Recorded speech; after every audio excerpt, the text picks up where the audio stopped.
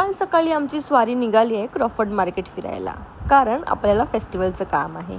असो, उन्हाळ्याचे दिवस आणि हे थंडगार सोडा एकदम मन तृप्त झाल्यासारखं वाटलं. तिकडे क्रॉफर्ड मार्केटमध्ये एवढ्या गोष्टी होत्या, बँगल्स झाल्या, बॉटल झाल्या आणि ज्वेलरी. असं वाटत होतं की आपण आपलीच खरेदी आधी करून घ्यावी. पण मनावर त्यावर घातलं आणि निघालो आपल्या खाऊगल्लीकडे. दुपारचं खाऊन वगैरे घेतलं. घरी येऊन काही काम नव्हतं, कारण आज आपल्याला जायचं होतं लग्नामध्ये. बौद्ध पद्धतीचं हा लग्न बघून आम्ही वाट बघत बसलो नवरा नवरीचं चेंज करण्यासाठी.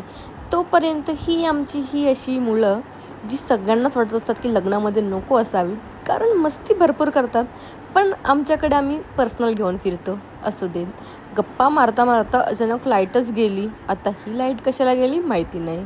नवरा नवरीला तयारायला वेळ लागणार होता, म्हणून विचार केला आपण आधी जेवून घेऊया.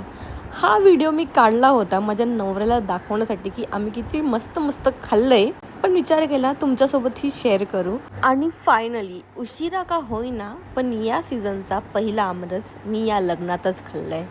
आणि काय सांगू की एवढं टेस्टी होतं ना. ह्या पुऱ्या दिसल्या 3 होत्या, पण त्यानंतर परत खाल्ल्या आहेत.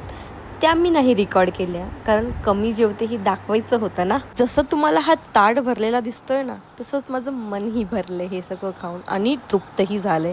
त्यानंतर नवरा नवरीची एंट्रीसुद्धा झाली मस्तपैकी अशी, आणि मग आम्ही त्यांना आहेर वगैरे देऊन निघालो घरी यायला. त्याआधी काही फोटोज तरी झाले पाहिजे ना. मग काय ढीकभर सेल्फीज आणि फोटोज काढून आम्ही आलो आमच्या घरला. असं आजसाठी एवढंच. Thank you for watching. बाय.